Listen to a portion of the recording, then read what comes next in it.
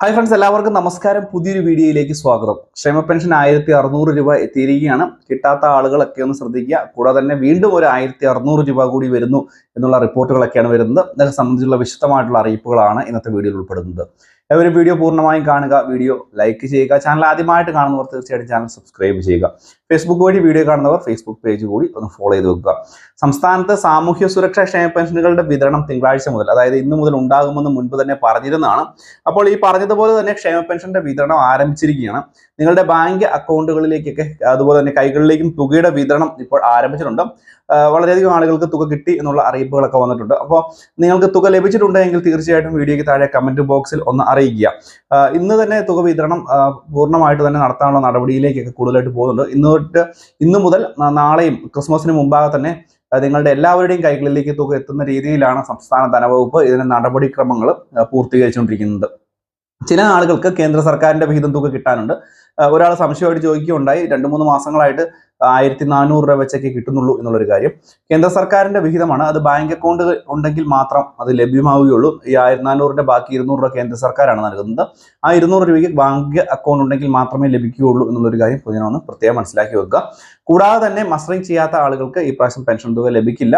അതുപോലെ തന്നെ അനർഹരായിട്ടുള്ള ആളുകൾക്കും തുക തടസ്സപ്പെടുത്തിക്കൊണ്ടായിരിക്കും ഈ പ്രാവശ്യത്തെ വിതരണം ഉണ്ടാകുക. അപ്പോൾ തുക കിട്ടിയ ആളുകൾ തീർച്ചയായിട്ടും ഒന്ന് അറിയിക്കുക. കൂടാതെ തന്നെ ഉടനെ തന്നെ 1 മാസത്തെ ക്ഷേമ പെൻഷൻ കൂടി വരാനുള്ള സാധ്യത ഉണ്ടോ എന്ന് വളരെയധികം ആളുകൾ ചോദിക്കുന്നുണ്ട്.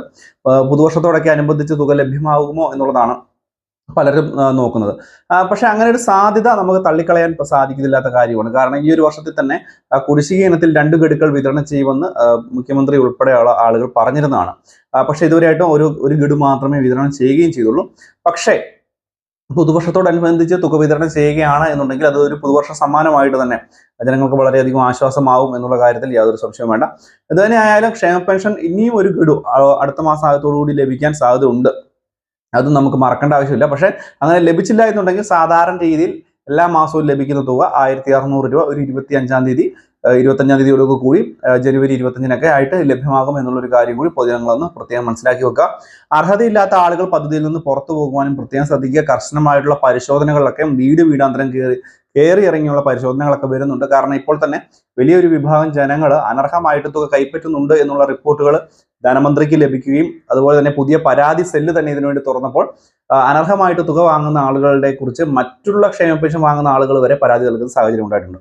അതുകൊണ്ട് നിങ്ങൾക്കെതിരെ കർശനമായിട്ടുള്ള പരിശോധനാ നടപടികളൊക്കെ ഉണ്ടാകും എന്നുള്ള കാര്യം ഒന്ന് പ്രത്യേകം ശ്രദ്ധിക്കുക.